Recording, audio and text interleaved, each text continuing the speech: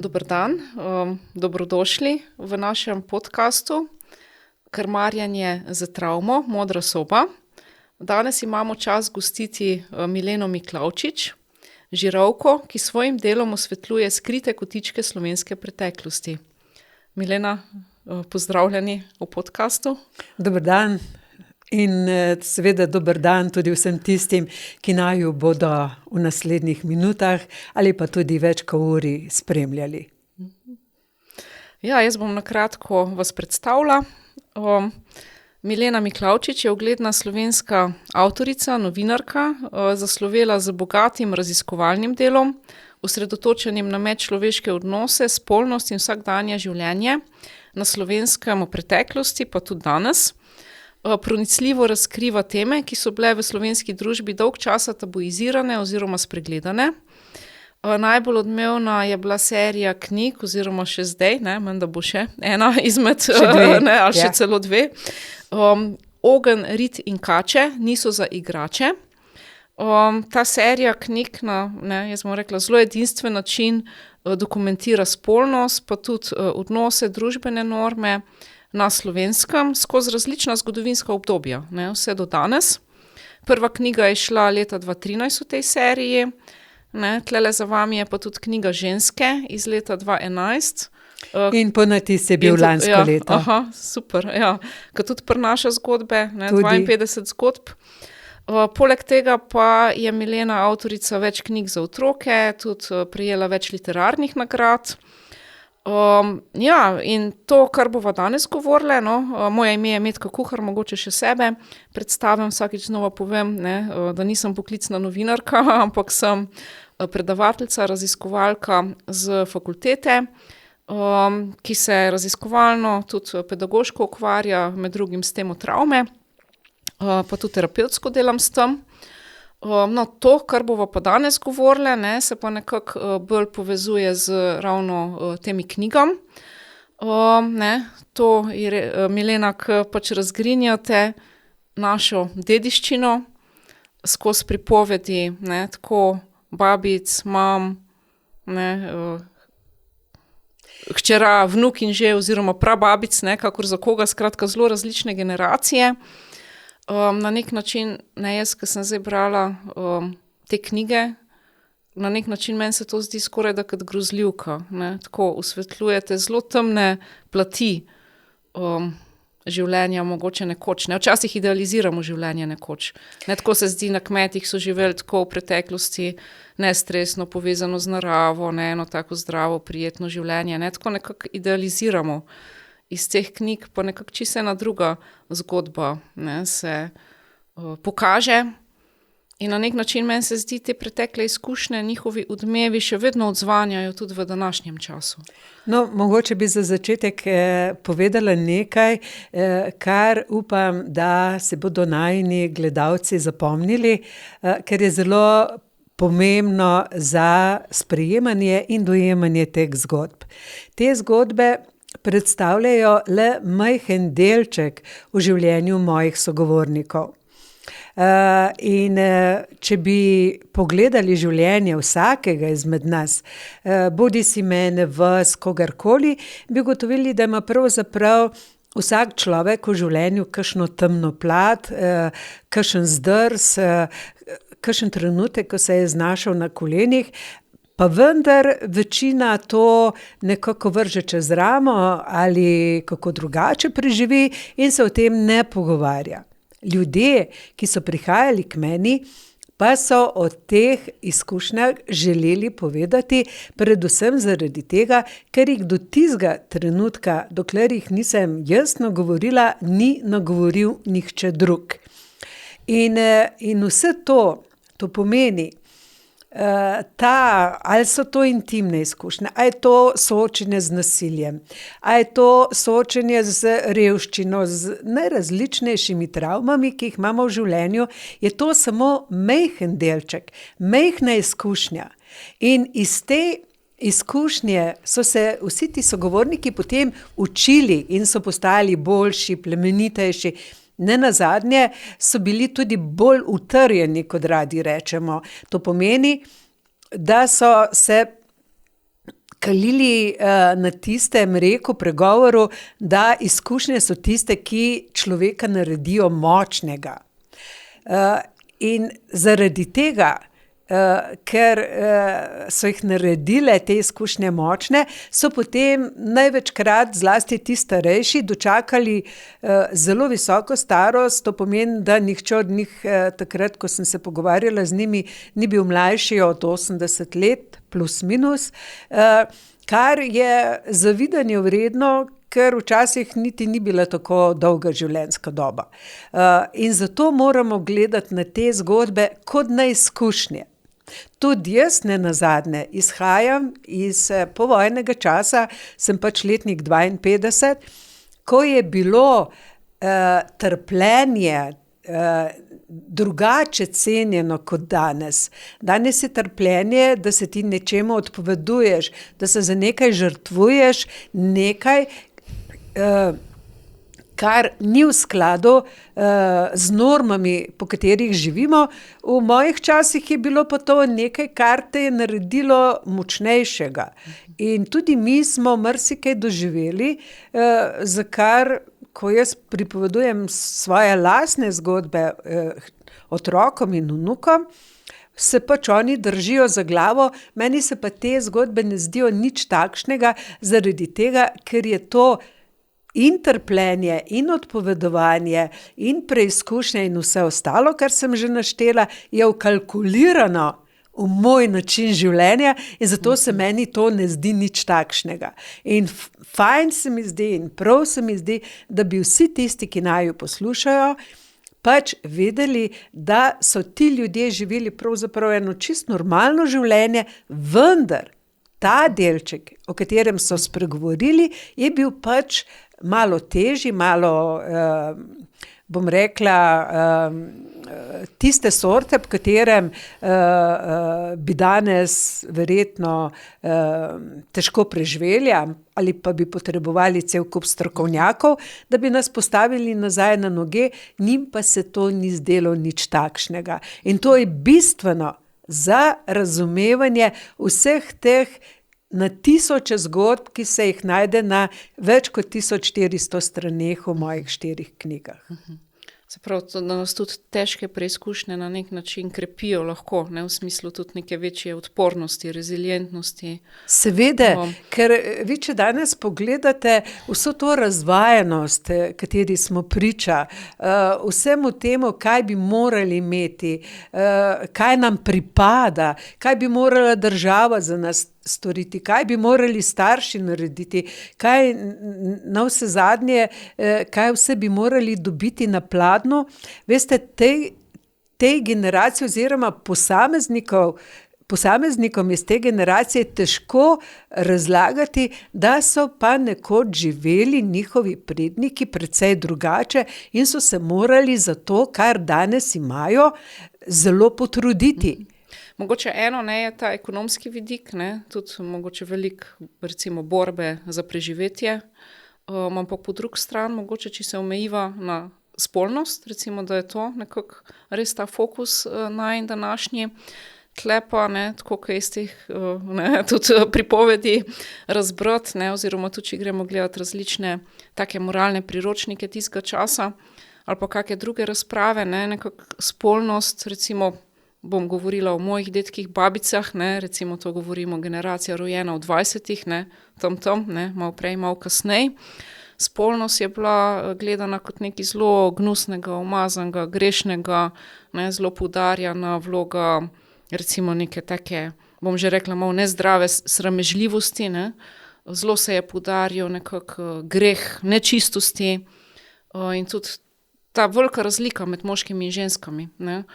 Ženske so bile kot objekt na nek način moških, ne. Na nek način moškim je ženska pripadala, tako kot iz veliko teh zgodb, ne. Ženske so nekako trpele ob tej spolnosti, tako kot je potekala, ne, tudi 3-krat na dan, v roku 1 minute, tako da se je moški spraznil, ne, to ni bila neka ars erotika, ne, neka intima, nek stik, Tako na nek način ženske so mogle biti ponižne, ne? To je nekako razbrati iz knjige, ne? Nekako so se žrtvovale tudi za mir v hiši. Več je teh citatov, ne? Ko se bo spravil nate, stisni zobe, pa bo hitro konc.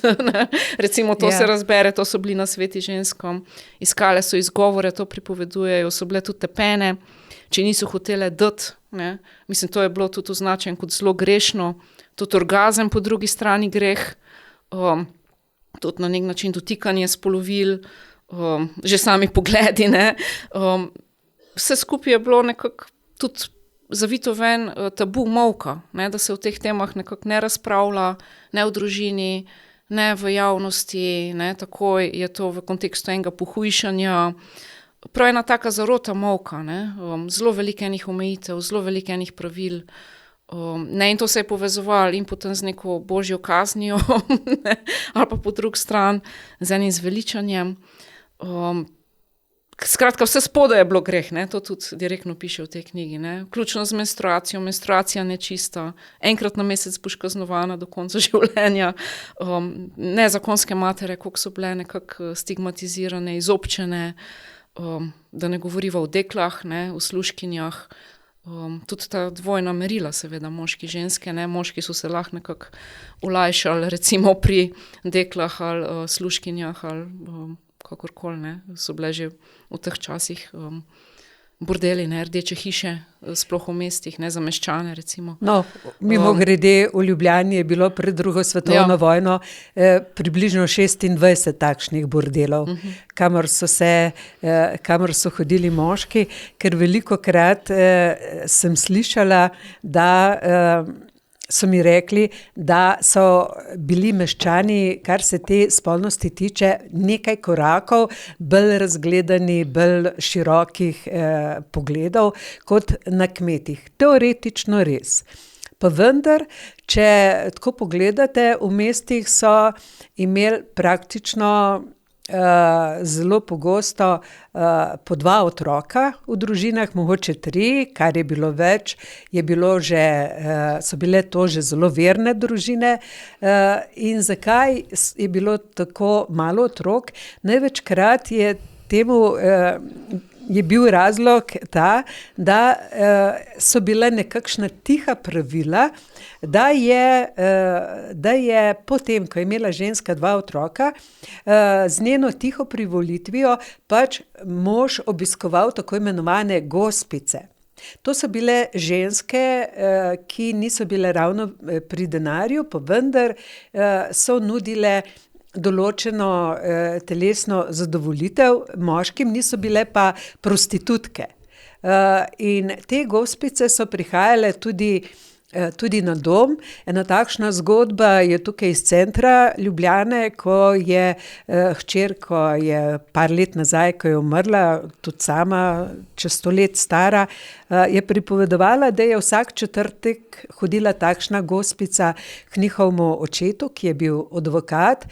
In če je mama samo namignila, ko se je vrnil nazaj v stanovanje, ker so pač na eni strani hodnika je bila kancelarija, na drugi stanovanje, je oče ob petkih, ko je dajal denar za gospodinjstvo, le tega vrgel po tleh, da se je morala spustiti na kolena in potem pobirati tisti drobiž po tleh in dekleta, hčere, 2 hčere sta morale stati v bližini in oče jima je rekel, če se bosta nesramno obnašali do svojega moža, bosta doživeli tudi takšno pokoro. V mestu je bilo še veliko teže tudi zaradi tega, ker so živeli v stanovanjih med 4 stenami, ženske niso imele tiste svobode, kot so imele ženske na kmetih, da bi šle v naravo, v gozd, se tam izkričale, se dotikale zemlje, plele in tako naprej. In morale so biti fine, galantne, urejene, kajti ves čas so bile na očeh. Imele so pa tudi dekle in služkinje, In ko so eno takšnih stanovanj v Ljubljani renovirali, so potem gradbeniki ugotovili, da med hodnikom in velikostjo sobe ni pravega razmerja, in potem so dobili, so steno razkopali in tam so dobili na mizi, ki je bila v tej majčkeni kamarci, komaj kaj 2 metra krat 1 meter je bila velika, na mizi so bile škatle od bata čevljev in v teh škatlah so bila okostja od novorojenčkov. To pomeni, da so verjetno predvidevajo ali domače hčere rodile, ko ne bi smele, a so imele otroka s kom, oziroma je jemu gospodar otroka z eno od dekel in so na ta način pokrili to svojo, bom rekla, čistost pred svetom, ki je bila takrat in tudi danes je bila izjemnega pomena. In ta spolnost pravzaprav je bila na kmetih še zmeraj mičken bolj sproščena, tudi zaradi tega, ker so ljudje kljub vsemu se lahko učili, kako prihaja do tega intimnega stika med moškim in žensko že v hlevu, ko je bek skočil na kravo. V mestu tega poučevanja niso imeli in tudi mlada dekleta recimo so hodili v nunsko šolo in še v kakšno drugo to katoliško šolo, kjer tega ni bilo. Moram pa povedati, da še v času moje mladosti smo imeli v Žireh župnika Starmana, nas je pri spovedi zmeraj spraševal, a si v mislih kaj grešila. To je pomenilo, a si razmišljala v zvezi z moškim o stvareh, ki se ne pritičejo čistosti mlade, nedolžne duše, skrite v nekem dekletu, ki odrašča. To, da je pa spolnost greh, da so jo svarili matere svoje hčere pred spolnostjo, moram pa povedati še nekaj v opravičilo takšne vzgoje. To pa je, da v teh starih časih ni bilo kontracepcije, vsaj tudi približne takšne, kot jo poznamo danes, da ni bilo pravzaprav nobenega drugega vzvoda, da bi dekle vedelo, kaj sme in kaj ne sme, kot ta prepoved. In zaradi tega, ker so se matere bale, da bi ta spolni nagon, ki je bil v teh časih 30, 50 in več let nazaj, izjemno močan, tudi po več 3-krat, 4-krat močnejši, kot je danes, da bi jih mičken ta spolni nagon imeli na vajetih, so pač strašili. Tako kot strašijo, ne pej do klet, ker te bo tam, ne vem, zagrabil strah ali pa kaj takega. Veste, zmeraj je treba pogledati še tisto drugo plat kovanca, a veste, ker ni samo mogoče to, da so strašili. Malo ustavila, ne, ker recimo meni je zanimivo, tle sem našla škof Jeglič, ne, Ja. kako je nekako govoril o, ne, bom rekla, usodnih posledicah masturbacije. Ne, in je rekel, pokvari se spolni organ, pešajo vedno vzburjeni živci, izgublja se telesna moč, porodi se bolezni, posebno v mozgu, ne, slabijo se možgani in s tem spomin in moč mišljenja. Najhujši pa je to, da je masturbacija smrtni greh. Ne, recimo, kar bi bila krasna rešitev, masturbacija, ne, recimo tudi za moške, če tako govoriva. Ne, Ja. ne, mislim, nekaj je nekako, okej, nismo imeli kontracepcije in pač nekako se brzdati. A veste, Recimo, kako pa bi potem to komentirali? bom dodala Ja. še nekaj, da ne bo škof Jeglič preveč dolgočasen. Na podoben način so škofje strašili leta 1940, ko so imeli v Metliki eno tako srečanje te višje duhovščine in takrat se je pa že začelo tudi na Kranjskem razvijati oziroma so se ljudje soočali s to Knaus-Oginovo metodo. In zelo O zelo podobnih Jaz se posledic. opravičujem, da prekinjam, ne, to sta dva ginekologa zgruntala, tam v Tako. 20-30, se prav kontrola cikla. Ne, Tako. da se ve, kdaj je ženska recimo plodna, da se predvideva, ne, glede na menstruacijo. A ni zanimivo, Ja. danes o tem nihče več ne ve, pojma nimajo, recimo v mojem času so nas to še v šoli učili o tej metodi, zelo zanimivo, recimo na Prav srednji. mislim, da tudi znotraj cerkve obstajajo tečaj, ne, oziroma tudi zdaj, danes je moderno nazaj k naravi, oziroma bolj V javnosti naravne se o tem metode, ne govori, mogoče ja. v javnosti ne, Ja. ampak vem, da je zelo veliko v teh bolj naravno orientiranih krogih, ne, da naj bi ženske tudi na ta način Se zaščitile. Se zaščitile in tudi Zakaj pa ne? spoznale svoje telo, ne, Zakaj spoznale pa ne delovanje konec svojega koncev? telesa. A veste, zakaj pa ne konec koncev? Če imaš 4-den ciklus, zakaj pa ne? Ampak, da so takrat, leta 40, to se pravi, koliko let potisem, ko je Škof Jeglič leta 1909 to zapisal v tisti znameniti rdeči knjižici, koliko let po tistem je še zmeraj veljala ta doktrina, kaj se ti lahko zgodi, če ne boš upošteval vseh teh pravil. Ampak, če sva že pri Škofu Jegliču, da ga ne bova omenjali, je pa Škof Jeglič ogromno naredil po drugi strani v tej rdeči knjižici, se je na nek način zavzel tudi za pravice žensk, ker je vedel, kako ženske pri tej intimi trpijo, da je v tej knjižici omenil tudi to, da lahko mož leže k ženi tudi takrat, ko ženska ni več v rodnem obdobju, oziroma ko ni nujno, da se bo spočel otrok. To je med vrsticami pomenilo, tako so me poučili, da je lahko moški nežen žensko tudi v primerih, če ne želita, da pride do zanositve. In prav zaradi tega stavka, zaradi teh misli, ko je bil na svoj način izjemno naklonjen ženski, ker jih je želel obvarovati pred tem barbarstvom, ki je pač takrat vladal, da je ženska orodje v rokah moškega in je primerna samo zato, da se oplodi in rojeva otroke, so ga takratni liberalci in tudi njegovi, to se pravi klerikalci, označili za pornografa. Je pa zanimivo, da se je ob izidu moje prve knjige leta 2013 oziroma 2014 zgodovina ponovila po več kot 100 letih in so tudi meni rekli, ker sem objavila pač takšne zgodbe, da objavljam pornografijo, kar veliko pomeni oziroma pove tudi o odnosu Slovencev do spolnosti v zadnjih stoletjih. Tako privlačna na nek način, ne, široke ljudske množice, po drugi strani imamo pa zelo in to tak nek moralističen odnos zelo do moralističen odnos, ampak bi še razumela, če bi to knjigo izdala, ne vem, 20 let nazaj. Takrat je bilo mičken drugače.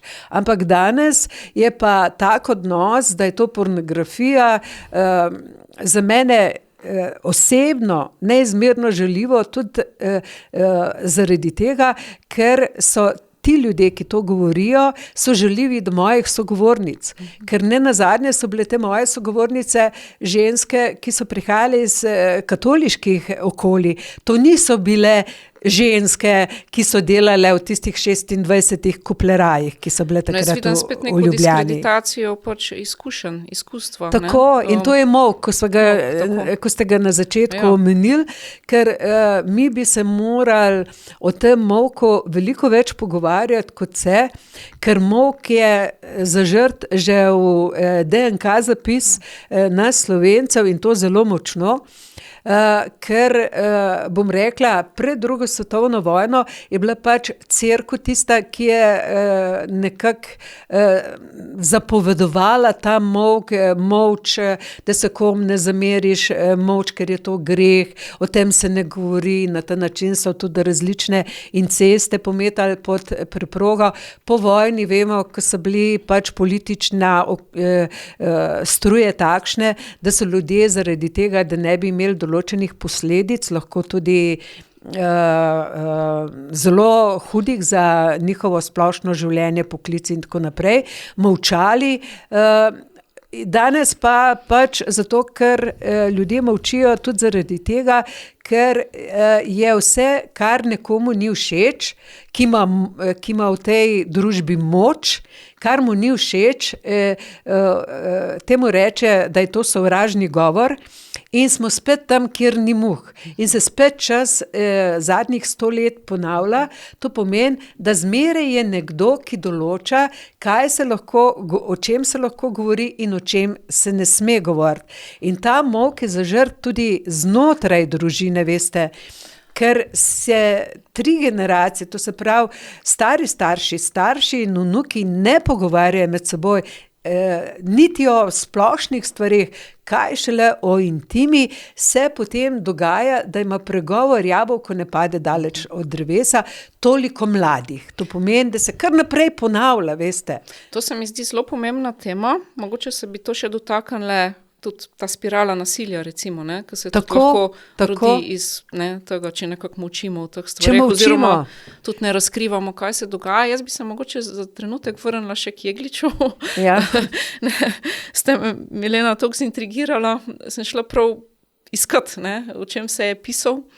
Na nek način mi je bilo zanimivo, ker se zdi nekako liberalen, v duhu tistega časa, da na nek način združevanje moža po žene ni greh, pa ne čisto, če se dogaja v kontekstu reprodukcije, ampak po drugi strani pa nekako se ne sme dotikati organov. Mislim, če zdaj kak pogled gre po telesu, naj ne bi bil tak velik greh, ampak boljš, da ne, da nekako smo v okvirih ene kot spodobnosti. Po drugi strani zaščita žensk, prav sem si napisala, mi je bilo tako fascinanten. Žena je pod smrtnim grehom dolžna biti možu podložna, ako mož zahteva. Ne? Če pa je mož preveč pijan, potem pa žena ni dolžna biti podložna, ker bi mogel mož v pijanosti preveč poživinsko z njo ravnati, in ker so otroci spočeti od pijanega očeta nagnjeni na bolezen, na varnost slabega razuma, bolj postanejo škrofulozni, tudi neumni. Na nek način taka neka dvojnost. Tle vidim eno zelo veliko dvojnost. Ampak to je bilo za tiste čase zelo revolucionarno. Napredno, tako, ja. Zelo revolucionarno in mi se tega danes premalo zavedamo, ker danes, ko gledamo na preteklost, delamo eno veliko napako, to pa je, da nanjo gledamo skozi današnje oči. Mi, ko ocenjujemo ravnanje in pisanje, na primer, Jegliča, in tudi to, ko bom še besedo 2 rekla o tem, da se niso dotikali, mi se moramo miselno preseliti v tiste čase. Amen, pika. Tukaj ni nobenih primerjav, kako je danes, pa kako je bilo takrat. Takrat je bilo pač tako. A veste, to je bil splošen trend, splošen način komuniciranja med moškim in žensko, ki je bil značilen za celo Avstro-Ogrsko. Jaz sem se mičkeno pogovarjala z različnimi, ki so se pač s temi vprašanji ukvarjali, iz Avstrije, Češke, Slovaške, celo z eno gospo, ki je delala, ki je pač raziskovala na Švedskem, in so imeli približno zelo podoben odnos med moškim in žensko. Ampak to je krščanstvo, govoriva o tem krščanskem okviru. Kjer je bilo to krščanstvo. Zakaj pa je krščanstvo toliko zatiralo seksualnost? Prav krščanstvo. Pojma nimam, zakaj so imeli do tega krščanstva. Verjeten pa, če tako pogledate, recimo te različne izkušnje, ki so jih imeli po različnih samostanih na Irskem, pa ne nazadnje tudi pri nas, ko so, veste, včasih, ko sem si jaz predstavljala in tako so mi tudi povedali, mimogrede vse, kar govorim na podlagi zgodb, ne na podlagi tega, kar je nekdo nekje zapisal. Ker so včasih hodili in v samostane in so postajali duhovniki, ljudje, ki niso imeli te želje sami po sebi, ampak so jih v to nekako prisilili. To pomeni, da so bili ali 10 bratje, ali neporočene hčere v družinah. Skratka, niso šli s srcem in dušo v duhovniški poklic, niti v samostan. In gotovo, če ti nisi tam s srcem in dušo, potem ti veliko teže krutiš te svoje hormone, ko so bili pa včasih pač takšni, da so morali ljudje 3-krat na dan, a ne, ali več ali manj. In zmeri so pač poskušali na takšne in drugačne načine to strast, ta nagon zatreti, ker drugače ni šlo, a veste. Ampak jaz bi mogoče tlese, meni so zelo blizu te taoistične pa tantrične prakse, tudi v smislu čist zdravja, revitalizacije, Na nek način že pred krščanstvom ali pa tudi sporedno s krščanstvom imamo tele tradicije, ki so spolnost pojmovale čist drugače, kot neko svetodejanje, ki služi kot orodje za doseganje nekih višjih stanj zavesti.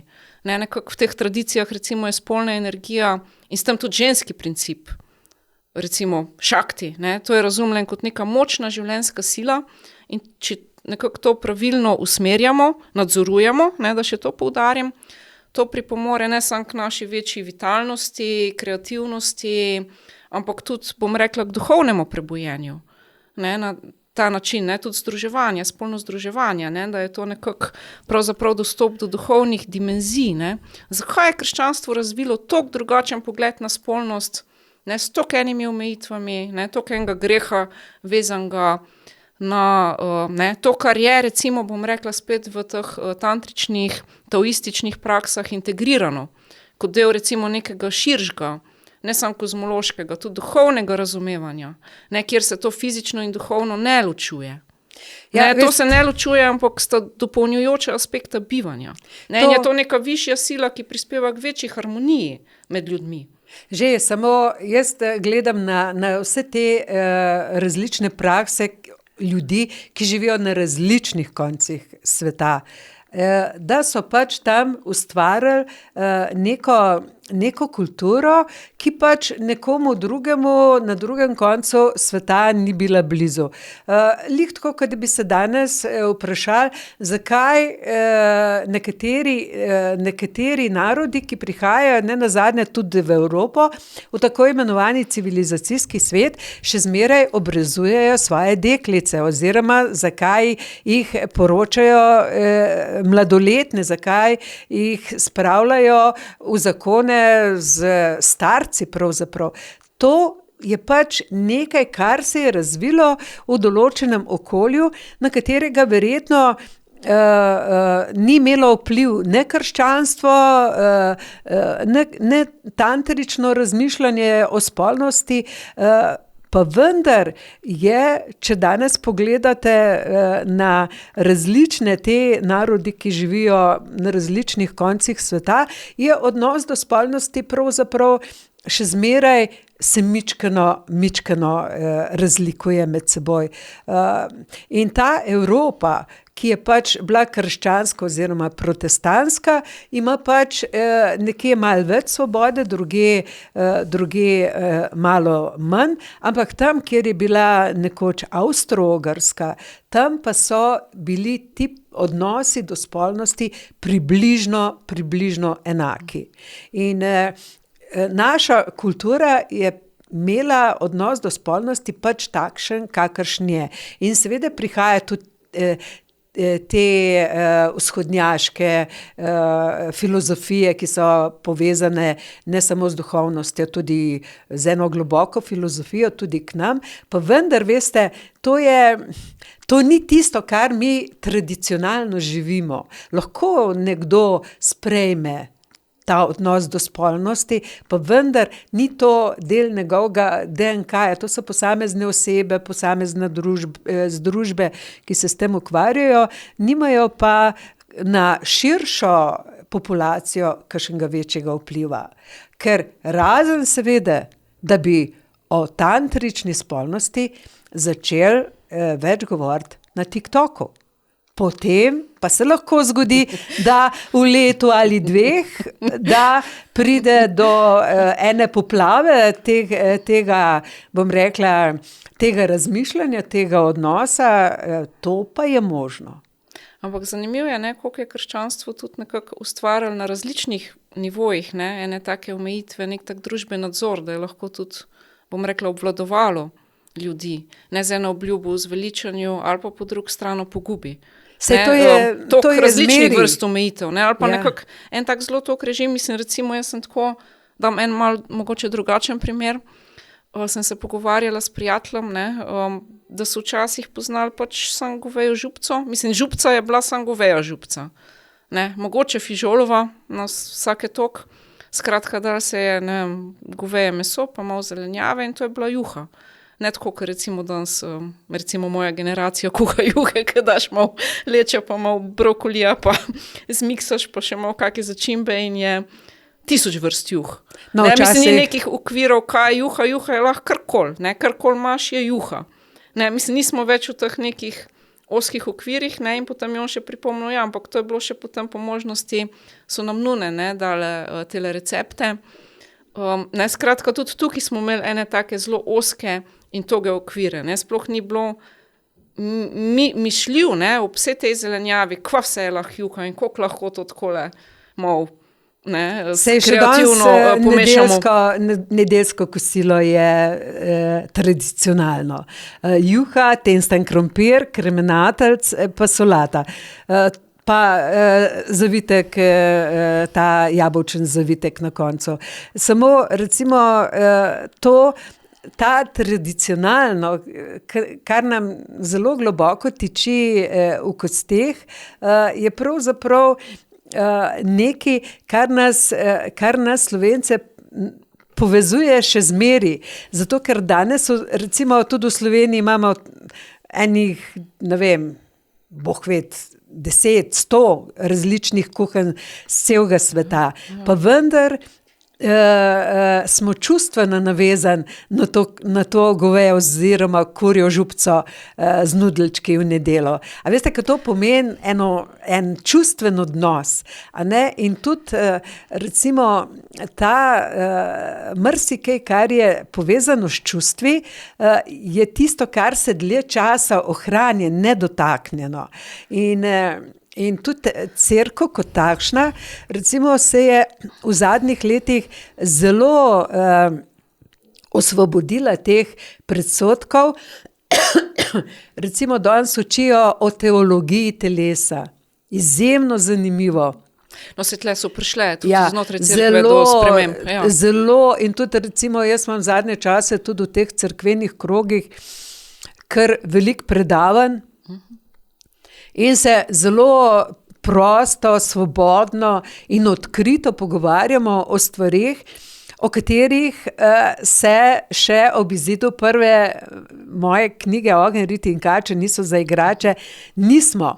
Ker tudi takrat me je cerkev postavila na stranski tir in so mi odkrito povedali, da me s temi knjigami odločno zavračajo, ker nekako spodbujam to grešnost in to pornografijo, kot so jo imenovali nekateri. Ni bil pa argument, da na ta način jih mečete v slabo luč?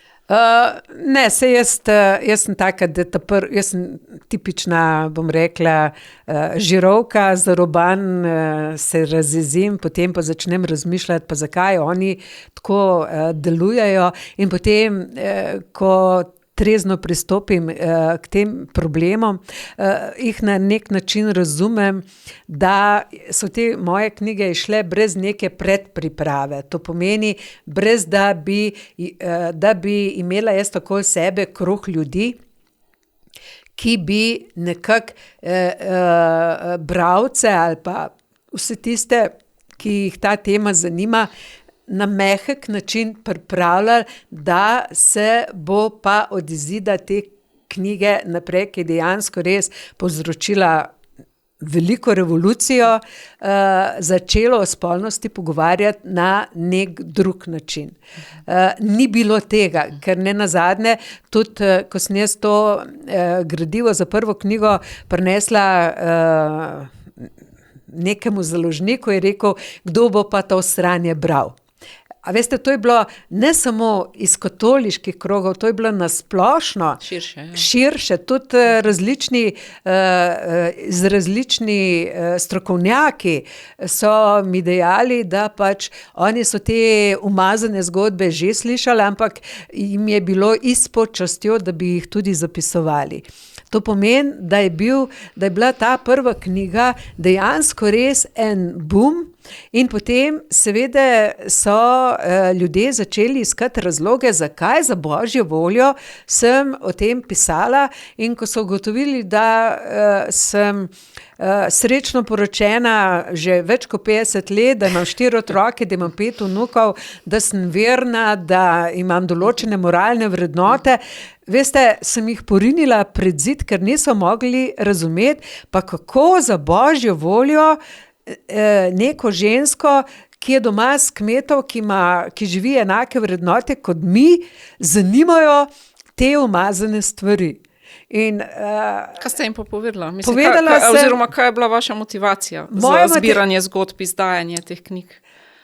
Veste, ravno zadnjič smo se pogovarjali o naključjih. Kaj vse v življenju prinesejo naključja.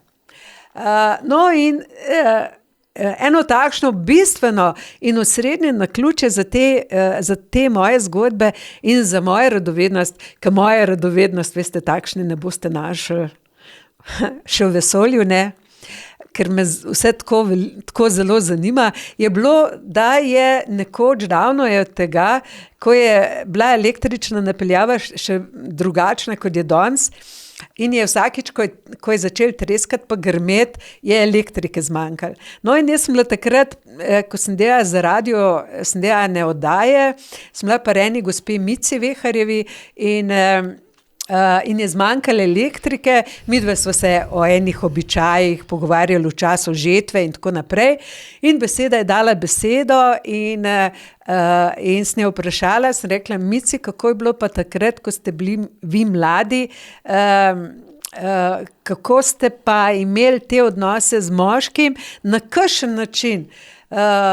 Je rekla: a ti povem, kako je bil volk sit, koza pa cela? In ona je stopila do stene, je rekla: takole smo dvignili krilo zadaj čez glavo, moški je tisti svoj ud vtaknil med stegna, ker je bil pač spolni nagon včasih tak, kakršen je bil. Je pač on zelo hitro doživel izliv, ženska je bila še kar naprej nedolžna, samo zadovoljila je moškega, ker včasih so bile ženske glih tako preračunljive, kot so danes. Ta preračunljivost gleda, da imamo ženske mičken že v genih, da so pač računale, če bojo moškega zadovoljile, da jim ba potem ponudil zakon ali pa kaj podobnega, kar se pa največkrat ni zgodilo. A je pa to zdaj v tej patriarhalnosti, ne? Nekako, da ženska ni enako vredna moškemu, ne, one se pač misle, mu bomo nudile vesele, a ne, ker v teh starih časih, v kateri je tudi Mici živela, je bila spolna za moškega nekakšna dolžnost, za žensko je bila, oziroma za moškega pravica, za žensko dolžnost. Za moškega je bilo to vesele, za žensko je bila pa to trpljenje. Trpljenje zaradi tega, ker pač v tisti minuti ni ona imela od tega nič. In to vas je spodbudilo, da bi in to me je spodbudilo. In to v bistvu je bila to tista kaplja čez rob, ker je bila moja mama tudi zelo starokopitna in pri nas je bila vzgoja, kar se spolnosti tiče, bolje, da ne razlagam, ker bi vam šli lase po konc. In me je zanimalo, zakaj je moja mama taka. Zakaj je njen odnos do spolnosti tak. No, in seveda ta Mici je potem pomagala na nek način, da sem je svojo mamo začela malo drugače spraševati, malo drugače razumeti, in potem je šel ta plaz, ker Mici je poklicala svoje prijateljice, te prijateljice so poklicale svoje prijateljice, zdaj se je pa našla ena Milena, ki je to zanima. In ženske so bile presrečne, da lahko končno o tem spregovorijo. A veste, da ti 80 in več let molčiš, da ti vsak reče tik bo, da ne boš kakšnega pohujšal. Potem pa pride ena Milena, pa se usede in so ji sama ušesa. Veste, to je bilo za te ženske en tak dar, da so govorile o stvareh, celo o podrobnostih, zaradi katerih sem se včasih morala mičkeno zadrževati, da nisem preveč zardevala, ampak one so v tej v tej želji, da povedo, da se izpovedo, na stara leta so uporabljale veliko tega sočnega, narečenega izrazoslovja, ker nisem jih poslušala samo tukaj na Gorenjskem, šla sem vse tja do Prekmurja, Bele krajine, Tolminskega, povsod pravzaprav. In ko sva že prej omenjale, zakaj ni bilo teh dotikov, je za božjo voljo. Kako bi pa do njih prišlo v tisti minuti, ko je moški spustil hlače in opravil v 1 minuti? Ja, kako bi on lahko še žensko kaj božal, pa se je dotikal? Po drugi strani... Mogoče ravno zaradi tega. Ja, kje? Se ni bilo časa. Mislim, če bi nekako iz tega naredili... Ne, se on ni tega, to ni bilo v njegovi domeni. Mislim, je bilo tudi mogoče manjko enih informacij, ne? Mislim, danes imamo toliko več enih informacij. Seveda, in zato se ti zdi to kruto. Včasih pa ni bilo nobenih informacij. Mi danes si predstavljamo, da so včasih kakšne kamasutre imeli vsaki hiši na policiji. Ne, nobenih informacij. Pa še nekaj moram poudariti. To so bili časi, ko se ljudje niso umivali. A veste, še po drugi svetovni vojni se niso umivali in so bili umazani, zelo umazani. Pa še ena stvar je, včasih so bili dentisti oziroma zobozdravniki, ne vem, so bili na redko posejani. Recimo, iz Žirov je bil ta prvi v Ljubljani oziroma v Idriji, pa recimo, ena gospa mi je pripovedovala, ki je bila pa v 18 letih brez zgornjih zob, je oče prodal eno njivo, da je v Ljubljani naredil tiste take srebrne zobe. A veste, eno njivo je imela v ustih in s tistimi Robocop zobmi se je potem do zadnjega dne življenja strašno rada smejala. In zobje so bili neurejeni, škrbasti, z ustnem je smrdel. Ja, lepo te prosim, kdo se je popoljubljal pri takih zobeh? Seveda, tudi niso modrcev nosili. Še po drugi svetovni vojni je bila redka katera moja, ta starejša sogovornica, ki je bila rojena v prvi polovici 20. stoletja, da bi nosila modrce. A veste, to niso nosili spodnjih hlač. In mi si to danes tako romantično predstavljamo, ker tudi režiserji različnih filmov so pač upodabljali te filme iz starih časov na podlagi svojih informacij o videnju, tako kot je danes. Ne, čas tega ni bilo, smrdelje. In velikokrat povem tisto zgodbo o tistem nožičku, ko je bil, so imeli moški ne take ukrivljene nožičke, da so si dlake, pa sirček okoli podlaki. Ja, sem brala. A veste, mislim, to je za danes nepredstavljiv, ampak včasih je tako bilo in ljudje so se na kmetih hvalili, včasih kdo reče, to je bilo samo v Žireh. Ne, to je bilo povsod, da se ljudje niso umivali. Še tam, ne vem, 10 let nazaj sem brala eno raziskavo, da je na področju to se pravi od Maribora do Dravograda okoli 2000 hiš oziroma stanovanj, ki nimajo sanitarij znotraj hiše. Včasih jih ni bilo nikjer in ljudje so hodili lulat kakat ali v grmovje ali v tist štrbunk, ko so ga imeli tam nekje med koruzo. A veste, ni bilo in če ti nimaš, ne moreš se ti potem obnašati kot neko civilizirano bitje iz 21. stoletja. In mi danes, ki tega ne vemo, se pravzaprav delamo našim prednikom veliko krivico, ker jih obravnavamo kot ene čudake, kot ene divjake. Kot ene divjake, v bistvu je pa takrat, ko bilo. A veste, jaz sem bila 67 leta v internatu v Daču. In tople vode v starem delu ni bilo. In potem, ko sem jaz prišla v soboto, ker smo imeli še v soboto pouk domov, sem imela včasih čist sive roke od tiste umazanije, pozim, to govorim za pozim. Nisi mogel umiti, ker se nisi imel kje. A veste? In to so stvari, Pa tudi spodnje hlače, kaj sem imela, 2, 3, ni bilo v navadi, da bi se vsak dan preoblekel. Mislim, čisto nek drugačen odnos To je- do telesa. To ne. do telesa, veste, in Celoti, ne, do telesa. če bi danes nekoga iz 21. stoletja poslali v čas moje mladosti, veste, se ne bi zdržal, ko bi ljudje tako smrdeli. Se spomnim, je bil enkrat en boom enih mohair puloverjev. A veste, to je sama sintetika. Pa si je nosil cel teden, za današnje pojme si zaudarjal. Ampak takrat tega ni nobeden porajtov ni čutil zaradi tega, ker so pač oddajali znoj pravzaprav sije. A veste, in to je tisto, ko moramo razumeti, da je bil nivo čistoče. Tudi po vojni so hiše zgradili brez kopalnic. Pri nas doma smo tam imeli špajzo in smo potem čez 5 let naredili kopalnico. Pa še to smo skrivali, kaj bojo pa sosedje rekli, taka noblesa kopalnico delajo. Ni bilo v navadi. In če nekaj ni v navadi, a veste, potem je to razumljivo, da vsi tisti, ki takrat živijo, so pač na to, se temu prilagodijo. Ker tako pač je. In ne moreš to je tisti ti okvir, znotraj katerega znotraj okvirja funkcioniraš. si. A veste, Kaj pa ta vidik recimo ljubezni? Ne?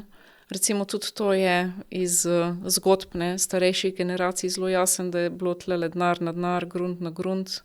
Ne? Ženska mora biti 58 kil, najmanj težka, da lahko rodi. da lahko To je, se poroči sploh. Ne? ja, Oziroma, da, tako.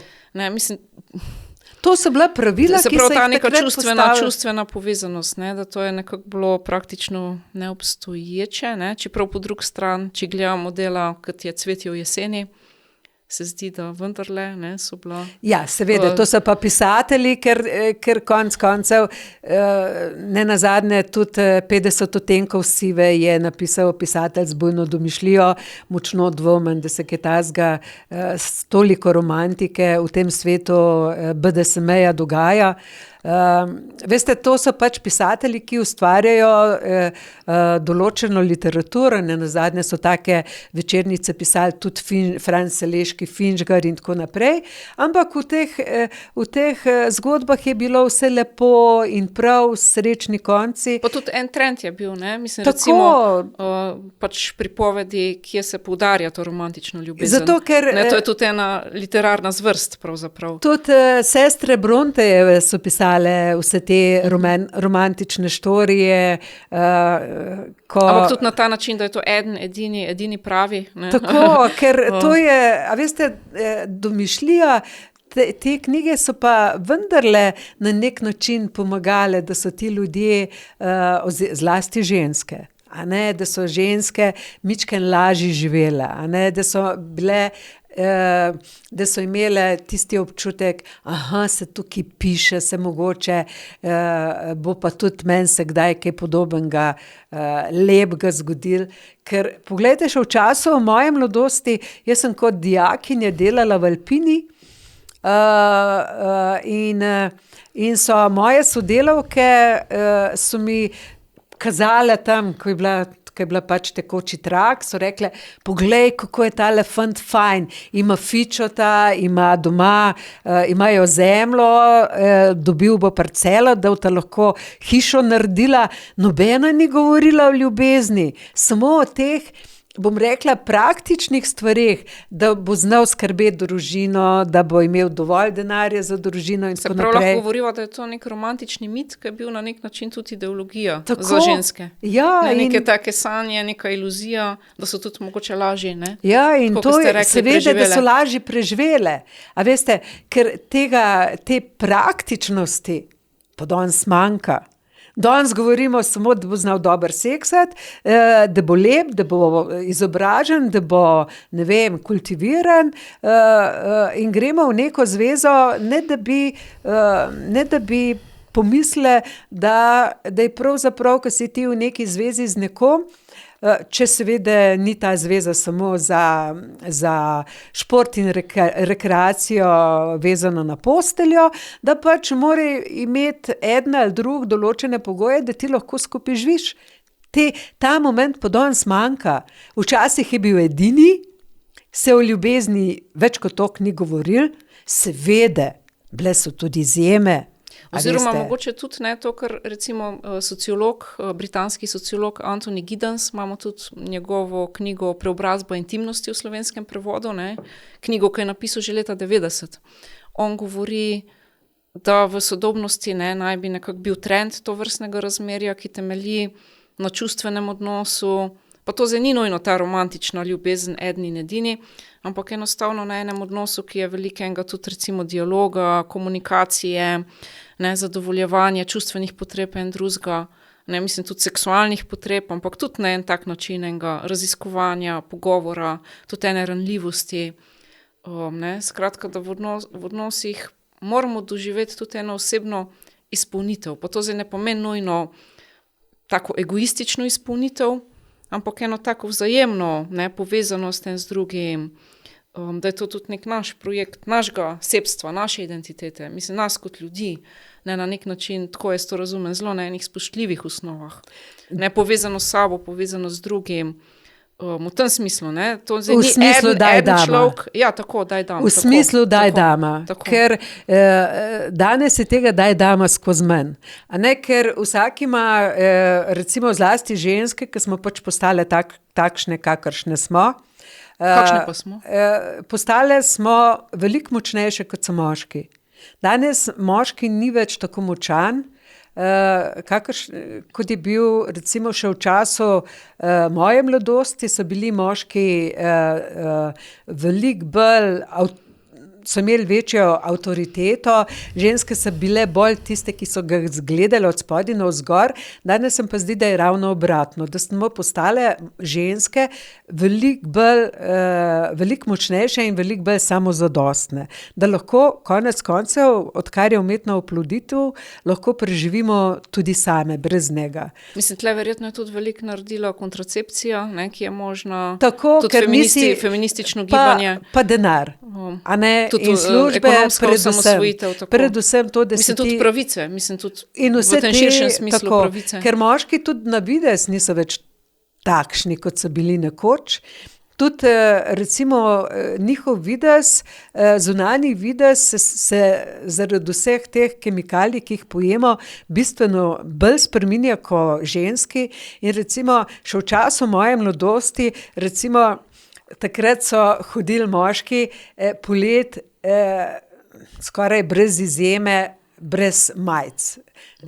Ampak to si videl tiste ljubezenske tepihe, bili so kosmati od glave pa do peta in so imeli zelo te moške atribute zelo, zelo poudarjene. Ko danes recimo moški, tako kot mi pravijo nekatere ženske, govorim za mlajšo generacijo, si pobrijejo še tiste 3-4 dlake, ko jih imajo na telesu.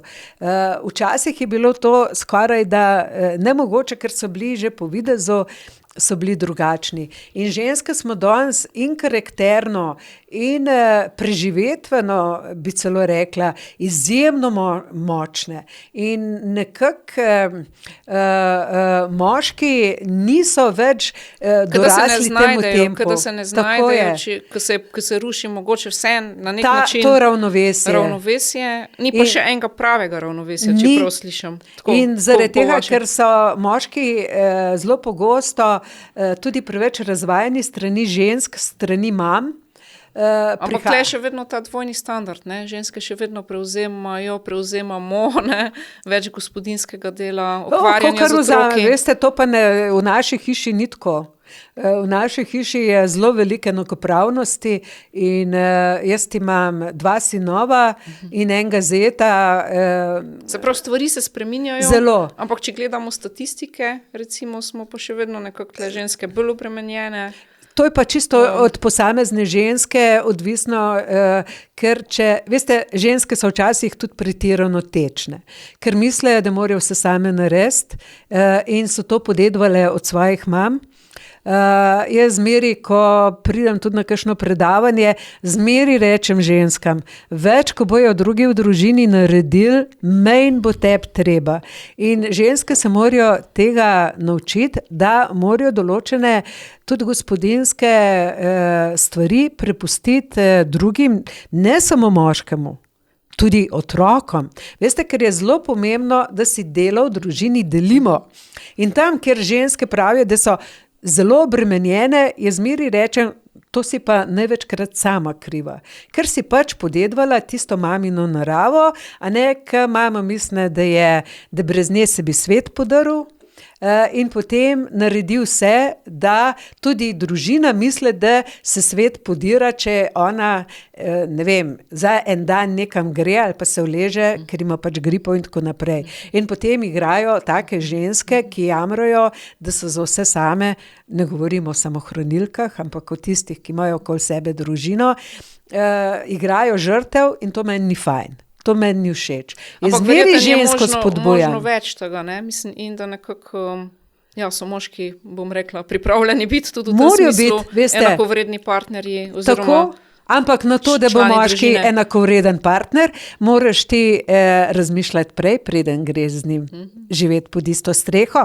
Ne moreš ti pričakovati, da bo moški, ki je navajen sedeti, da mu ti vse krit prineseš, tako kot mu je prej mama, pa mu še nogavice obuvati, tudi to doživljam, da... Se pravi, ženska ne sme biti pripravljena igrati vloge mame. Ne moreš biti mama, ti moraš biti partnerca, in če si ti partnerca, mora tvoj mož v gospodinjstvu seveda od količine časa, ki je na voljo. Ne moreš ti pričakovati od moža, ki ima službo, zaradi katere pride domov ob 6, da bo vsak drug dan kuhal kosilo.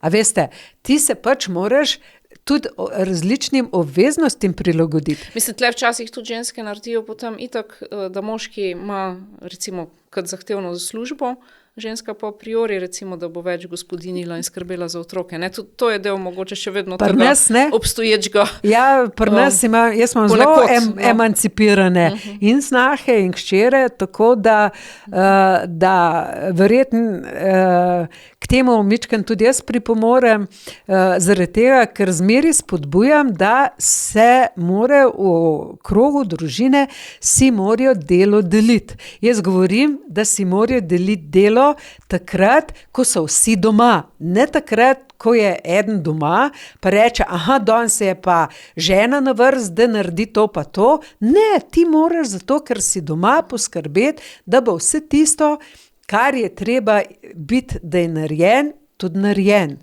In vklopiti tudi otroke. Majhne otroke. Ko recimo... Zdaj nekaj drugega, ne? Tako, ko je tudi v vaših knjigah, ko so pa otroci mogli zelo težaška dela prevzemati, že zelo zgodaj. To so pa drugi, že po 6, bili tudi zelo kaznovani, zelo disciplinirani, zelo strogo obravnavani. Jaz imam 4 otroke in sem jih imela v 2 rundah. Med prvim in tretjo je 10 let razlike. To pomeni, da takrat, ko naju z možem ni bilo doma, da je pač starejši šel po mlajša 2 v vrtec, in ker je pač bil že dovolj, bom rekla, pri 11-12 letih zelo odgovoren, je pač, dokler se nisem vrnila službe, je na mlajša 2 pazil. Pa moram reči, da je to svoje delo zelo dobro opravljal. Ker pomeni, da sem naredila ga odgovornega. Da je prevzemal odgovornost. A veste, ker je to zelo pomemben, da ti otroku naložiš toliko, kot je on sposoben narediti. Ne moreš mu ti dati v roke žago pa reči, da je pa drva ven rezati. A veste, toliko mu daš odgovornosti, kot je sposoben prenesti. A veste? Ampak da res si toliko uglašen v otroka, ali da nisi toliko pod vplivom nekih družbenih standardov, da res presodiš, ne? Da sam Koliko je presodiš. otrok, ne, dejansko A veste. sposoben, oziroma kaj je res nekako primerno. In danes največja napaka, ki jo delamo, tudi znotraj družine, je ta, da imamo na polici 1 milijon duhovnih knjig, 1 milijon knjig o vzgoji, o medsebojnih odnosih. In tisto beremo, ker pač nekdo napisal na podlagi lastnih izkušenj, ne vživimo se pa v lastno okolje, ne vživimo se v lastne medsebojne odnose. A veste, ker recimo, bom povedal banalen primer. Moj mož spregovori na leto toliko besed, kot jih jaz spregovorim v 5 minutah. Jaz ga ne morem v teh 50 letih, ko bova mogoče še skupaj, prevzgajati, da bo on govorljiv kot snest. Ima pa druge kvalitete, ki jih pa jaz nimam. In to je tisto, veste, da ti vzameš od sočloveka to, kar ti on lahko da. Ne tisto, kar ti on ne more dati. Se to je za mene fino, ko on to k meni govori. A veste, koliko časa zame več ostane, da jaz lahko govorim in govorim. Ampak on je tak, jaz sem pa taka. In moji otroci so taki in vnuki, 5 je tudi vsak bistveno drugačen. A veste, eni se, ko sem jih učila kuhati, so to z lahkoto počeli, drugi so imeli milijon opravkov. Ampak tisto, kar je slišal, bo prej ali slej pač prišlo nekam, nekje v teh možganskih centrih, da bo rekel, aha, se babi je pa to govorila, ne vem, da se krompir kuha toliko pa toliko časa, naprimer. A veste? Ja, zdaj, ko jaz to poslušam, ne, ko vas poslušam, Milena, tako se mi zdi, da govoriva, da je ta sodoben trend tako več enega sodelovalnega. Tako. Več sodelovanja, upoštevanja in drugega, tudi mogoče iz enega tazga spoštljivega, sprejemajočega, odprtega, radovednega, notranjega prostora. Ne. Ker to niso šablone, ki mi ne moramo živeti po šabloni, ko je tam Janez Kovačev razlagal v eni knjigi, aha, zakonci morajo biti pa taki, pa taki. Ne, ti imaš partnerja, ki je tak pa tak, ker še v tem je problem, gospa Metka, če bi jaz imela vašega partnerja, bi se midva verjeten na čist drug način gradila najine odnose, kot je gradita vidva. Zato, ker sem jaz drugačni, kot ste vi. In tudi vi ste otroke, čeprav ste verjetno jih zelo dobro vzgajala, dobro namerno vzgajala, ampak ste jih na drug način vzgajala kot jaz, zato ker smo različnega temperamenta, ker različne pristope imamo. In zato je nemogoče. Jaz vidim, recimo jaz glede tudi na vzgojo, ko sem jo bila deležna, mislim, mogoče, če bi tlele se vrnila, ne, tudi recimo že seksualna revolucija, prej sva govorila tudi o teh tradicionalnih okvirih in okovih in ne, tabujih in tako naprej, ne, se mi zdi seksualna revolucija tle, ne, ta generacija, recimo, bom rekla, mojih staršev, je probala narediti, mislim, pa to govoriva zdaj v širšem merilu, evropskem merilu, nek res, ne, recimo tudi za tem, ko sva se prej pogovarjale. Mogoče ta moja generacija, če tako rečem, se pravi, sem rojena leta 78, se je pa pri otrocih oziroma pri partnerstvu, pri vseh teh temah nekako se mi zdi zelo začela spraševati, kako pa kaj, ne. Tudi nočemo več živeti ne tega, kar so dedki babice, ne tega, kar so starši. Vse en trend, vse jaz ga tako zaznavam, ne. Hočemo biti malo bolj povezani in nekako za svojo ranljivostjo, biti bolj senzitivni, stopati v odnose z eno odgovornostjo. Mislim, to vidim kot en trend, kot enega mogoče izmed trendov. Ne se sooča tudi s to dediščino, ki odzvanja v nas, ne, tako kot nek posttraumatski sindrom, te stvari, ki smo jih bili deležni, pa niso bile okej, ali te stvari, ki nekako jih nismo bili deležni, pa bi bilo fajn, da bi bile prisotne, ne, da na nek način se s tem soočamo, ne, probamo nekako te kufre malo odpakirati bolj zavestno, ne, in potem na nek način se pa tudi sprašujemo, ne, kako pa jaz zdaj vstopam v partnerstvo, ne, kako sem jaz kot mama. Tudi, če imam zdaj na polici te knjige, to je mogoče tudi en indikator, da bi želela pristopiti bolj zavestno, bolj odgovorno, ne bolj, bom rekla, res partnersko in sodelovalno, bolj dialoško, no, tako. A veste, se ni problem, da so knjige tam. Problem je, ker želimo vnašati druge vzorce v naše zasebno življenje, točno tako, kot tam piše. Ampak mogoče, ker smo na nek način zmedeni oziroma dezorientirani, ne v tem smislu nočemo tega, kar smo doživljali, recimo v izvorni družini, kar smo gledali pri dedkih pa pri babicah, ne. In nekako nismo pa mogoče toliko, bom rekla, skonektani, povezani s sabo, da bi tukaj imeli en ta vrelc, iz katerega bi te stvari nekako prihajale, ne, ker na nek način mogoče so zelo preproste stvari. Ko smo toliko povezani s sabo, da smo lahko tudi povezani z drugim, ampak mogoče tudi pretekle travme nas omejujejo pri tem, da bi nekako resnično lahko stopili pred obličje, bom rekla, drugega. Ko ste že omenili pretekle travme, koliko jih pa poznamo? Koliko poznamo pretekle travme svojih prednikov? In zaradi tega so recimo tudi te moje 4 knjige tako pomembne, ker jih ne poznamo. Skozi to jih spoznavamo, ne? Recimo tudi imam prijateljice, ki so rekle, da šele, ko so brale vaše knjige, so lahko razumele ene stvari, tudi razumele, se tako, kot ste rekla, tudi ne zase, ampak tudi razumele ženske moje generacije, ne, se pravi, to smo stare zdaj 45 let, razumele svoje mame, njihove zakone. Ne.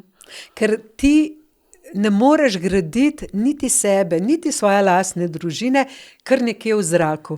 Ti moraš poznati, a veste, ker mi ne podedujemo samo tazga nosu, kot ga je imela babica, ali pa ne podedujemo značaja od enega talevega strica, s katerim se mama sploh ne druži več. Mi podedujemo vse tiste značajske poteze, mi podedujemo pravzaprav vse vrednote, ampak to podzavestno, nehote, in mi to moramo poznati. Ko se spustimo v eno razmerje, pravzaprav, če se dobro opazujemo, ugotovimo, da velikokrat odreagiramo podobno, kot je odreagirala naša mama do očeta. Recimo, mi je zadnjič ena gospa razlagala, je rekla, da se je zalotila, da sta bila po tistem, ko sta bila skupaj, ne vem, pol leta, in da je on prišel utrujen od nekje domov in se je ulegel. In mu je rekla, ti leži, se jaz moram pa delati. In ko sem se slišala, sem se zgrozila, ker je bil to stavek, ki ga je moja mama ponavljala očetu kar naprej, ko je pač vozil tovornjaka, Bog ve kje. In potem sta se ta gospa in njen mož sta se usedla in sta se začela o tem stavku, točno o tem stavku pogovarjati. Zakaj sta se začela pogovarjati? Zaradi tega, ker se je ona začela zavedati, da ponavlja vse tiste stvari, ko jih je videla v odnosu do mame in očeta. In mi moramo vedeti, kaj smo podedovali. Ne samo tisto navidezno, ampak vse te besedne zaklade, Mislim, včasih se lahko tudi podrejamo ali probamo nekako priličiti. Ne?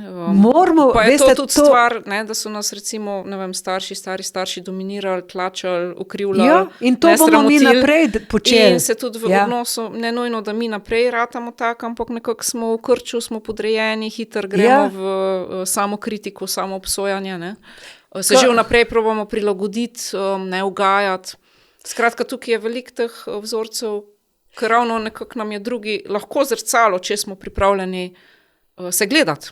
No, recimo sem nekaj, ko sva že prej to krščansko okolje omenili. Recimo, jaz sem odraščala z eno mantro, ko se je v bistvu že vse življenje poskušamo tresti, pa se ji ne morem. Ker tako globoko zažrtav vame, to pa je, danes se smeješ, jutri se jokaš. To v prispodobi pomeni, ne veseli se, ker se lahko že jutri naredi nekaj, zaradi česar ti bo žal, da si se danes smejal in se boš jokal. Se pravi, da ne smeš biti v užitku, ne smeš biti v ekspanziji. Tako, ne smeš biti In to je podzavestno tudi v slovenski narod je to nekako nekako Programiran ali dobesedno. vcepljen kot en virus. A veš, ko je en virus. Dobesedno. Zaradi tega, ker vi pogledate samo te narodne pesmi, Ena sama nočna mora. In vsi ti, recimo, vi samo pogledate slovensko literaturo. Vsa vrhunska slovenska literatura je takšna, da padeš v skrajno depresijo, ko to bereš. Jaz imam kar nekaj teh prijateljev, ki pač ko so pisoči, ni spol, ni važno, so ženske ali moški, in zmeri rečem, zakaj ne pišeš razpoloženo, tako veselo, tako kot si samo v resnici. Ja, kam mi noben založnik tega ne bo hotel izdati. To neko mučeništvo, ne? Biti žrtev. Biti ena žrtev, ampak je to v bistvu ena manipulacija. Samim seboj. In z drugimi. In z drugimi.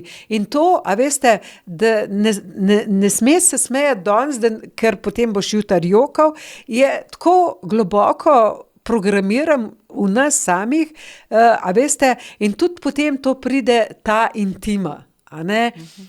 Do te intime, če me bo danes objel, Bog ve, kaj bo že jutri, se lahko naredi, a ne morva midva, ne vem, danes biti srečna pa zadovoljna, se jutri bo pa, ne vem, ga bom jaz lahko prevarala, me bo on prevaral, in to mantro, da bi mi začeli na eni taki nacionalni ravni odpravljati, veste, da ne bilo več tega, ker to ni samo znotraj družine, ta mantra se pojavlja, bom rekla, tudi v družbi kot takšni, povsod. Jaz sem poslušala pa tako verzijo, ne? Jaz sem pa odraščala s tem, življenje ni posuto z rožcem, življenje je trnova pot. Ne, tudi na nek način del istega kompleksa ali zelo podobno, iste ideologije. Samo tam pri tej vaši varianti, a ne, so vas nekako med vrsticami pripravljali na to, da se pa lahko zgodi, da kdaj padeš na kolena. A ne? Pri tem, danes se smeješ, jutri jokaš, je pa prav konkretno, direktno, ne smej se, ne bod vesel, ne bod razpoložen, ker te bo doletela kazen. A veste, to je še vedno nekako, jaz tle vidim še vedno del tega krščanskega, ne smeš imeti užitka, ker užitek je slab. Ker užitek je slab, ja, pa smo tam na začetku 20. stoletja, ko je pač Jeglič pisal tisto znamenito rdečo knjigo, ki je po eni strani, ko se je zavzel preko določenih misli za pravice žensk, po drugi strani je pa z drugimi stavki, je pa vse tisto, kar je prej dobrega naredil, nekako zritjo podaril. Ampak tudi to, kar smo govorili, prej nismo zaključili, to Knaus Oginovo metodo 40 leta, ko so že pari nekako začenjali z nekimi približki ali nekimi oblikami, recimo temu kontracepcije, kako se je cerkev nekako zoperstavila proti temu. To je tudi zanimivo spoznanje. Po drugi strani, recimo jaz izviram iz Prekmurja, pa je v tem mojem družinskem kontekstu so bili večinoma protestanti, kjer je že po obeh straneh bilo že v generaciji dedko in babic zelo malo otrok, recimo 1, 2, največ 3, tudi ta generacija staršev, zelo malo otrok. Tako da tukaj nekako mi je tudi zanimiv, kaj je naredila reformacija, in tudi njena zahteva po neki moralni prenovi, recimo tudi zakonska zveza duhovnikov je v protestantizmu dovoljena, tudi nekakšen drugačen odnos do spolnosti, seveda spet spolni odnos znotraj zakonske zveze, to je bila vseeno ta nekako omejitev, ampak so osvobodili spolnost tudi nečistosti, recimo, to je tudi en tak zanimiv vidik, celo pozitivna vloga spolnosti v zakonski zvezi, neka nova doktrina, na nek način. Tako da nekako tle mi je zanimiv. No, ka to, da je danes spolnost drugače tretirana tudi znotraj zakona, kot je bila še mogoče 20 in več let nazaj, to je danes tudi v krščanski cerkvi. Njihov pogled na spolnost je danes zelo sodoben, zelo prijeten in tudi zelo, bom rekla, poudarjajo to, da je ta intima med moškim in žensko, seveda znotraj zakona, zaželena, nujna, če želi zakonski par funkcionirati.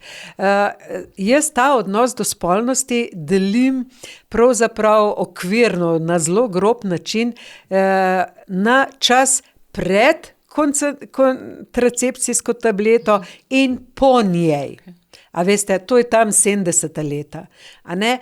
Ker takrat, ko je prišla ven kontracepcijska tableta, jaz se spomnim, v mojih časih je bil to Stediril, takrat so nam te kontracepcije ginekologi predpisovali tako kot po tekočem traku. Pa vendar, recimo mene osebno je bilo strah, jaz tih nikoli nisem jemala, pa ne zaradi tega, da ne bi hotela, ker so mi povzročile, so mi en kup gorja, zelo zoprne so bile do mojega telesa, nisem jih prenašala, pa vendar, ženske so takrat bile osvobojene. To pomeni, da so lahko imele spolne odnose, kadarkoli, s komerkoli in kolikokrat že, ne da bi bilo posledic, ker so sebe zavarovale. Do tistega trenutka, tudi Knaus-Hoginova metoda, so se pač morale zanašati na partnerja, da bo pač on naredil svoje. Upošteval. Da bo pač upošteval vse Ritem, tiste stvari, dneve in tako naprej. A veste, in to je tisto, ko je kontracepcijska tableta v bistvu v spolnem, intimnem življenju ženske naredila tisto revolucijo, ki jo pač imamo še danes, a ne, ki se pač nadgrajuje in tako naprej, z drugimi stvarmi. Pred in po. Ker pred kontracepcijo, veste, tudi se pač nisi mogel na nobenega zanesti, da bo moški je bil pač brigal ga je, ne, tudi miselnost je bila taka, da je ta prvo nase gledal, potem šele na svoje partnerke. Ampak tu se trendi tudi spreminjajo. Ne? Ja, seveda se spreminja, hvala Bogu. Marsikatera ženska tudi iz nekih razlogov ni naklonjena hormonski kontracepciji, ne? Tudi v duhu tega naravnega pristopa do telesa tudi in tako naprej. Tudi jaz recimo nisem bila temu naklonjena, pa nimam zaradi tega 4 otrok, a ne, ampak to čem reči, da smo pač, danes so vse stvari se spreminjajo in prilagajajo in meni je fajn. A veste, jaz nočem, da se danes odnos do spolnosti, da bi bil tak, kot je bil leta 1909. Jaz želim, da se pač stvari spreminjajo. Konec koncev, ne vem, meni ne bi bilo nič narobe, da bila danes stara še zmeraj 20 let. A veste, kaj bi jaz lahko še uživala v življenju? Kako pa lahko razvijamo recimo bolj tak pristen, avtentičen, osvobojen odnos do spolnosti, kot ženske, kot moški, kot pari? Odvisno, kakšnega moškega dobimo. Veste, vse je stvar izbire. A ne? Ti imaš lahko o spolnosti, o moškem, o partnerstvu idealne predstave, a ne bo to rak, če pa ne najdeš partnerja, ki bi vsaj približno zadovoljil te predstave. Vse je odvisno, koliko imaš sreče, na kakšnega partnerja naletiš. Lahko imaš ti v teoriji popolne predstave o tem, kakšna je ljubezen, kakšno je partnerstvo in tako naprej.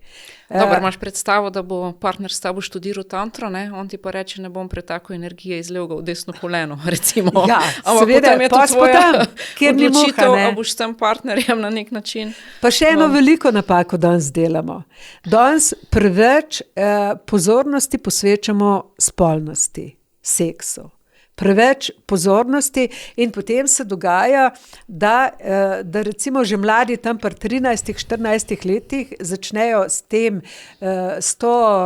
tem spolnimi doživljanji partnerstva in pri njih je, vsaj tako mi razlagajo, spolnost kot nekakšna olimpijska športna disciplina. Nimajo nič več tega občutka, tega čuta, ne gledajo na spolnost kot na vrhunec nekega ljubezenskega doživetja, ampak kot na nekaj, ki sprosti njihove čute, kar je pa zelo, zelo narobe. Se prav to smo bolj podobni kot v generaciji, recimo, detkov ali babic. In smo se spet vrnili nazaj. Ja. Samo tam je bil drug celofan, kot je danes. Ja. In smo spet tam, kjer ni muh. Veste, ker mi bi danes morali, ko govorimo o spolnosti, govoriti predvsem o ljubezni. Predvsem o dajanju in intimnosti jemanju. mogoče, o neki intimni povezanosti. Tako. A veste, ker brez tega, brez dama, brez čustev, brez srčnosti, Se pravi, da je prisotno tudi srce. mora biti v prvi vrsti. Ker seks ni športna disciplina. Mislim, tudi te stare taoistične, tantrične prakse, ne, začne se srcem. Mislim, Tako. je to nekako krogotok, je to povezanje, je to del enega. Tako, je to moraš del ti enega. čutiti vznemirjenje, ampak ne med nogami, ampak tukaj gor. Ja, tle je A štart. veste, tukaj je štart. Pri srcu je štart. In mi danes tudi, poglejte, če berete različne te odgovore, tako imenovane stroke, ko jih mladi sprašujejo, to na dolh in na širok govorijo o spolnih praksah, včasih me srbijo prsti, da bi koga poklicala, ker ne govori o ljubezni. Govor o ljubezni. Jaz želim, da moji vnuki pridejo za svojega partnerja preko ljubezni, ne preko olimpijske discipline, kdo dlje in kdo bolje. A veste, to ni nič.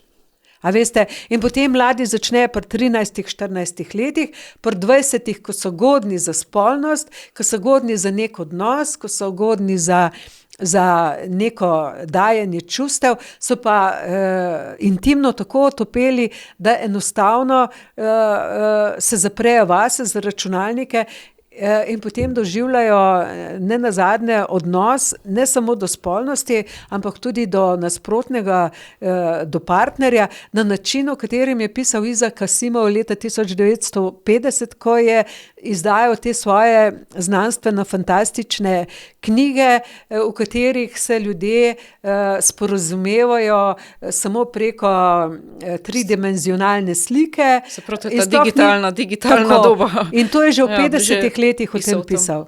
In to vidiš, da je človek tako hitro pokvarljivo blago, da enostavno, če samo teče s tokom, če ne razmišlja, če ne čustvuje, če ne uporablja zdrave kmečke pameti in če ne gleda na življenje skozi srce, veste, če pade v ta tok, se razčloveči.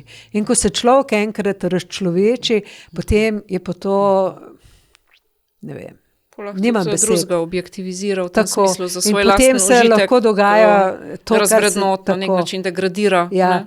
In potem se dogajajo stvari, da enostavno nimaš več tistega občutka. A veste, da enostavno vidiš človeka na tleh ležati, pa stopiš čezen. Ker to je vse med seboj povezan. To ni, bom rekla, tvoj čustveni, ljubezenski, intimni svet ni nekaj, kar je zapakiran. Mehur, balon. To je vse med seboj odnos povezan. do celote. A ne? Do celote, do celega življenja. In zato je tako pomemben. A veste, jaz kamorkoli grem, govorim o čustvih, zlasti med mladimi. Ko grem med to mlado populacijo, a veste, govorim o čustvih, Se o pravi, da ljubezni. delimo z nekom tudi svojo notranjost, Tako, svoje občutke, a ne? svoj svet.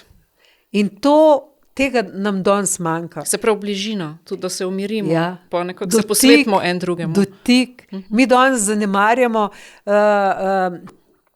to, kako pomemben je dotik. Kako pomembno je, da se samo z roke Dotikamo držimo. se največ telefonov. Tako. In ena takšna zgodba, ki je za mene izjemno intimna, ko mi nekako predstavlja en vrh te intimnosti, ljubezni v teh tako imenovanih starih časih, ko sem eno gospo vprašala, ženičko je imela tam 14-15 otrok, zelo težak življenje, tudi veliko bolezni je bilo.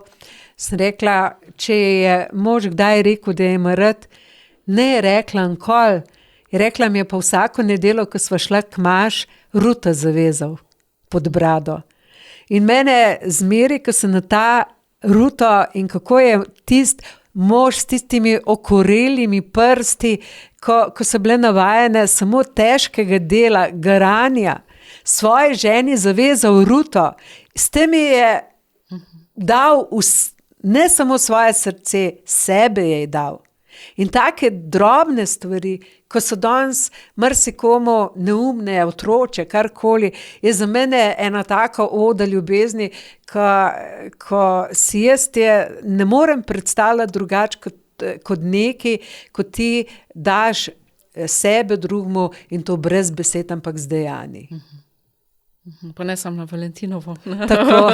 Oziroma mogoče sploh ne na Valentinovo, ja. Ampak takrat, ko ja, to veste, a ne? Oziroma te mini geste so lahko tudi kadarkoli, vsakodnevno, večkrat dnevno. Ja. In te drobne geste, veste, ko bi jih mogli mogli tkivo, videti. To tkivo med sebojno. Tako, ko te poveže sočlovekom.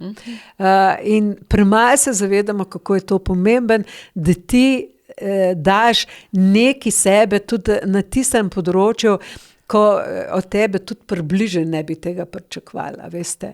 In zlasti znotraj družine, ko tudi v družini premalo govorimo. Se pravi, da drugega nosimo v srcu, da smo pozorni do drugega. Ja. A veste, ko tudi znotraj družine, mi danes o družini zelo zaničevalno govorimo, a ne? Ampak družina je bila, je in bo ena osnovna celica, pa tudi, če je to samo to se pravi, oče pa otrok, mama pa otrok. To je družina, kjer morajo pokazati, da se imajo radi. In tam, kjer samo hodijo eden mimo drugega, kjer se ne pokažejo, da se imajo radi, kjer se ne dotikajo, kjer ne dajo sebe drugemu, veste. Ta družina je v bistvu samo na papirju, samo životari. Funkcionalna, mogoče neka enota. In otrok mora videti, kako oče je nežen do mame in kako mama ankoli očetu nič grdega ne reče, vsaj v pričo otrok ne. A ne? In kako so ti dotiki med očetom in mamo pomembni za otroka, tudi zaradi tega, ker ob tem začuti eno varnost in mir in bo enako počel sam, ko odraste. Veste, enako. Sprav, da je res ena bližina, toplina. Tako. In, naklonjenost. Moja prijateljica, ki je vzgojiteljica v vrtcu, je rekla, da prav tega se manjka. Tega odnosa med starši, da bi otroci to posnemali. Da bi bili nekako v tem polju. Tako, v takem polju. Ker otroci so kot divje živali, ker nam nobeden ne daje teh, bom rekla, teh vzorcev, zaradi katerih bi oni bili, bom rekla, človeški do sebe, do prijateljev, do drugih.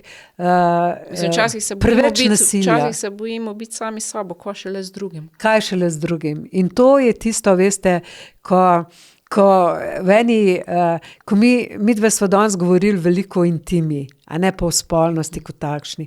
Pa vendar spolnost brez dotikov, brez pozornosti, brez nasmeškov, brez enega daj dama, veste, še enkrat ponovim, to je športna disciplina. Da ni spolno sam tisti akt, tako, ko se zgodi v tisti sekundi, a ne? Ker orgazem traja sekundo, 2, 3, a veste, to ni to, mora biti vse ostalo, kar sledi prej in potem. Zato pa je tako potreben, tako nujno, da govorimo o ljubezni, ki sledi in tej sledi potem tudi spolnost. Ne obratno, oziroma spolnost brez čustev, ne vem, zame ne obstaja. Hvala lepa. Jaz mislim, da je to mogoče res ena taka točka, ne? Pa tudi mislim, da smo že kar toliko dolge, da na tej točki Lahko dava najnem gledalcem in gledalkam neki točk, izhodišč, da bojo začeli razmišljati.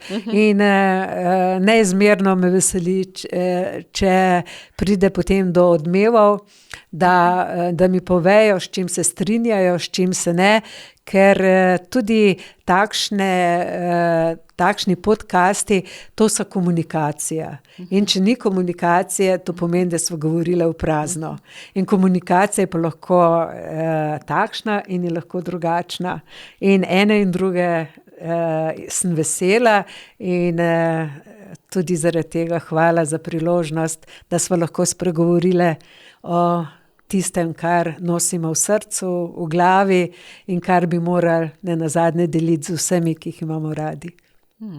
Ja, najlepša hvala, Milena, za ta iskren pogovor, tudi tako osvobojen pogovor, da smo tudi odpirale te stvari, tako kot smo rekli, so bile dolg časa nekako skrite, prikrite.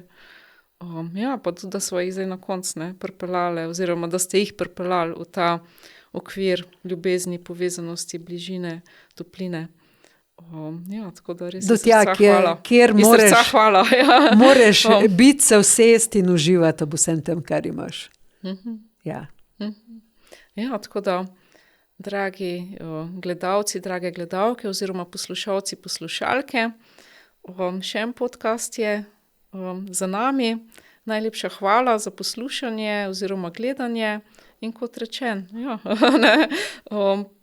bodite dobro sami do sebe, drug z drugim in lep pozdrav do naslednjič.